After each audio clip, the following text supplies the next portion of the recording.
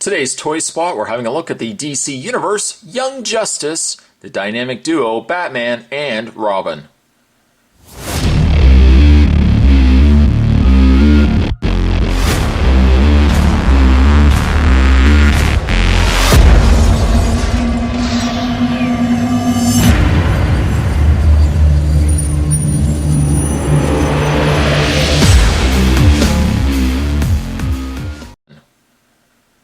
Includes 2 display bases. This comes to us from the Young Justice line. This also comes to us from the much smaller line of figures as well. This would be on par with the Justice League Unlimited figures.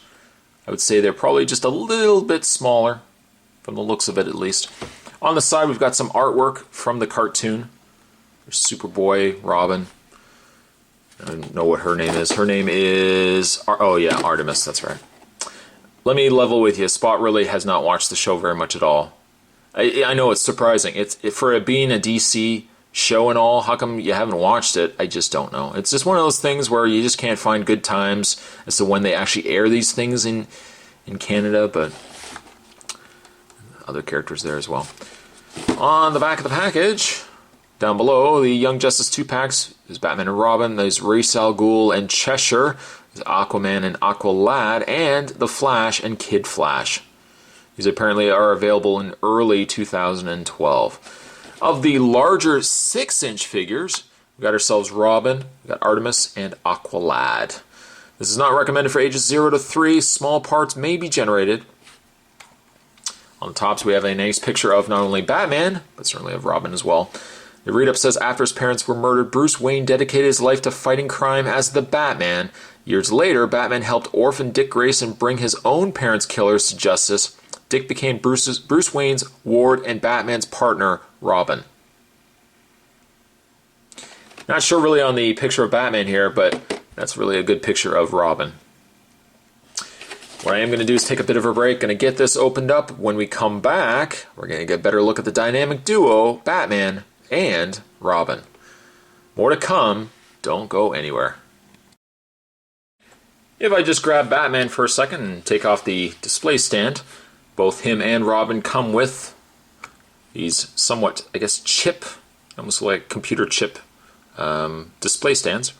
I like this, and it's 02, it says Batman there, the Batman logo. Single peg for the character's foot.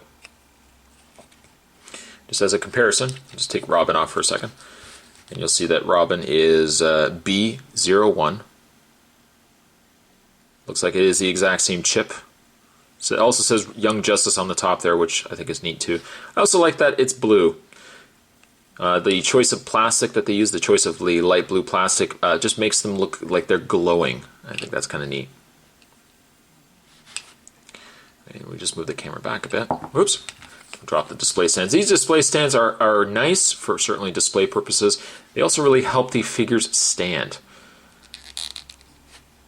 as they don't seem to want to stand very well on their own. I'm going to put the Batman display stand down because I want to just actually look at Batman first. As a whole, he's a nice looking figure. He has a lot of things that I like, and then he's got a couple of things I don't like. For starters, things that I do like, I really like the cape. I love this really, really straight cape. It also, I just move the camera down here. I also like the fact that for being a straight cape, I also like the fact that it points out forward in front of the character, and then the points along the bottom there as well. He has some panel lining, but certainly not on par with that of the new 52 Batman outfit. You can see there's some indications there on the sides, in his elbows, his shoulders, his knees. You can see some of the panel lining there as well. It's not too much that I find it deters from the figure itself.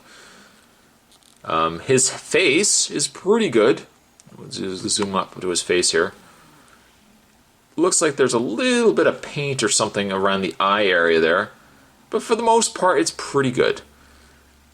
Some of the things I'm not a big fan of, I don't know what it is, whether it's just a paint issue, but I find that the paint around his mouth almost seems like it's gooped on. It's almost gooped on to the point that it loses some of the detailing in the lip area there, as you can see. He's got the whites in his eyes going on there. You can keep seeing spots moving the ears around. The head as a whole looks like it's rubber.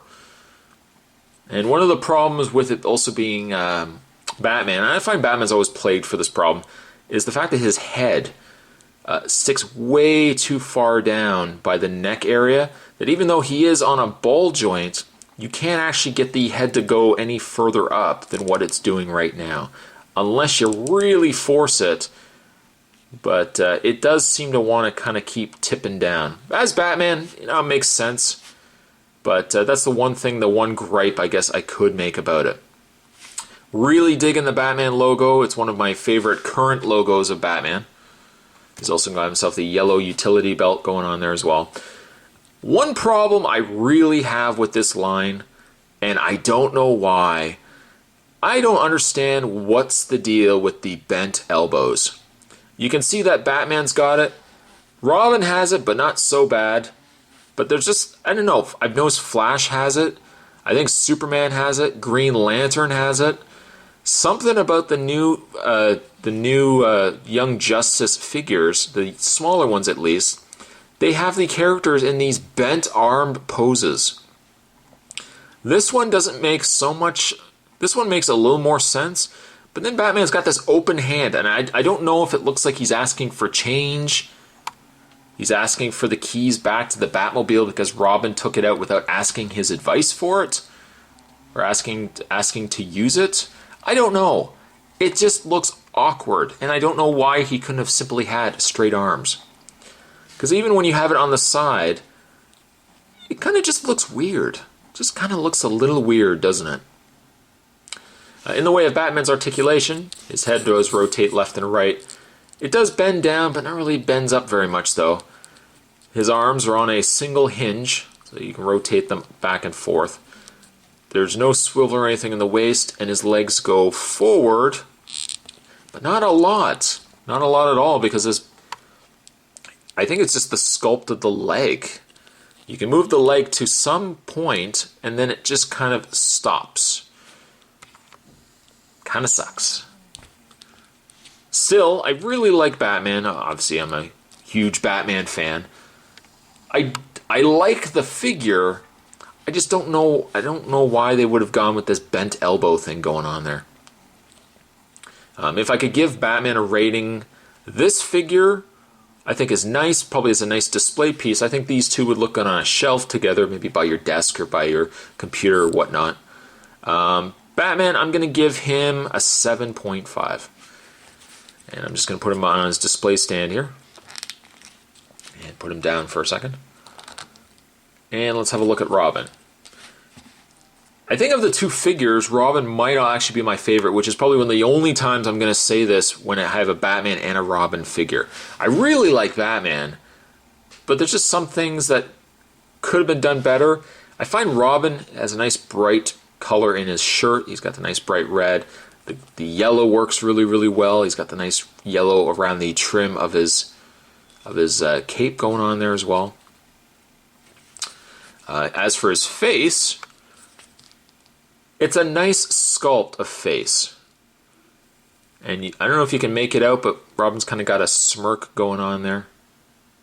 Almost kind of a cocky smirk. And I really like how they've designed the mask on him. I like that quite a bit. He is obviously a lot shorter than Batman by, I don't know, a couple of heads, give or take.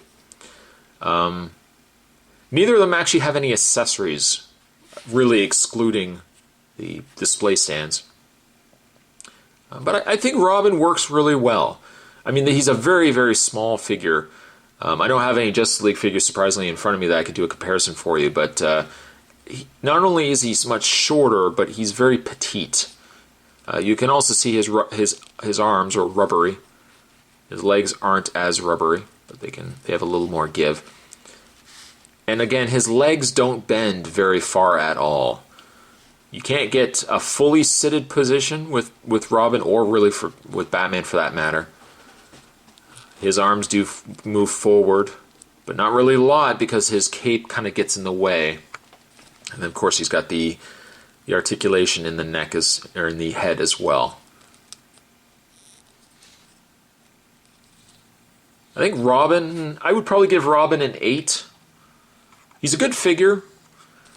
I really like the fact that these two are together. I would really even have loved if the display stand had had a secondary peg, because then you could have had them kind of standing like that on one. I think that would have been kind of cool. I don't know likely if Spot's going to be picking up any more of these Young Justice figures. I think I'm more impressed with the 6-inch than I am with the what is this, the 3.5-inch scale figures. But I think if I had to really get one set, if I had to do anything, obviously Batman and Robin would be, for me, the one I would get, and that's the reason why I picked this up.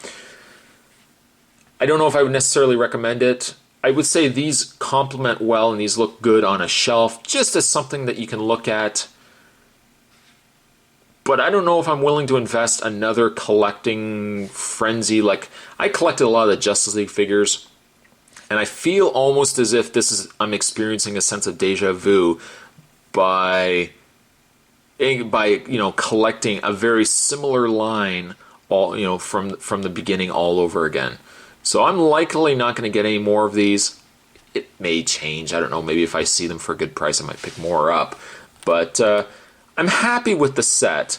I'm still a little confused with the Batman and the arms bent. I still don't know really what's going on with that. But I like this set. And for the most part, I am glad that I picked it up. Today's Toy Spot, we're having a look at the Young Justice smaller scale of figures. We're looking today at the dynamic duo Batman and Robin. If you guys have at all picked up the Young Justice figures, by all means let me know down below. And certainly, as always, I'll see you guys next time. Certainly many more spots are heading your way. See you guys next time.